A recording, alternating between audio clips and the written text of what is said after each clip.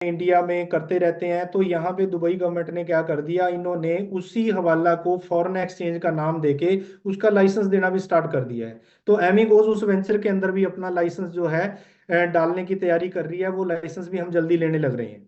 तो मेरा कहने का मतलब है कि जो जो जनरेशन हमारे पास है, उस जनरेशन से जितने भी काम हमने सबके लिए करने हैं वो जनरेशन से करने हैं। और जो आज तक हमने पे आउट भी दिया है वो सबका सब जनरेशन से दिया है, ये नहीं कि उसकी टोपी उसके सिर। क्योंकि इसका सबसे बड़ा कारण क्या रहा है कि इसको हमने सफल कैसे किया अब तक। इसको सफलतापूर्वक करने के कारण क्या है कि हमने कंपनी के अंदर लीकेज के ऊपर कंट्रोल किया।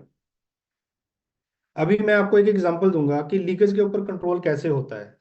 आप देखोगे कि कई बार लीडर क्या करते हैं कि कंपनी से कुछ पैसा लेते हैं। लेते तो वो अपने लिए हैं, लेकिन वो क्या करते हैं, दाएं बाएं उड़ा देते हैं। और अपनी फैमिली के बारे में बाद में सोचते हैं, पहले वो कहीं ना कहीं उसको जो पैसे को है वो खराब कर लेते हैं। लेकिन मेरा मानना क्या है कि जो भी लीडर कंपनी से किसी भी तरीके की कोई इनकम जो है ले रहा है, सबसे पहली प्रायोरिटी उसका अपना परिवार होना चाहिए। हम इस चीज को दिमाग से निकाल देते हैं, नहीं भाई। सबसे बड़ी सपोर्ट अगर इंसान की है तो वो उसका परिवार है, जो सुख में भी दुख में भी उसकी सपोर्ट में खड़े रहते हैं कि नहीं, इसने किया तो हमारे लिए है।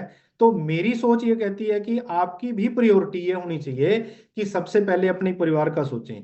मैंने क्या किया, पिछले एक साल में हमने ना कोई एलडीपी की। क्योंकि आपको पता है कि शो ऑफ करती हैं कंपनियां। शो ऑफ में क्या होता है, पैसा खर्च होता है। लोगों का पैसा शो ऑफ में चला जाता है, जनरेशन में लगता नहीं। और जनरेशन में जो पैसा नहीं लगेगा तो वो कंपनी के ऊपर बर्डन बनता है। तो हमने पूरे एक साल में पी टू पी में काम किया। पी टू पी में काम करके हमने इस चीज का एक मील पत्थर लोगों के सामने एक एग्जाम्पल सेट की कि कंपनी बिना खर्चा किए भी सरवाइव की जा सकती है।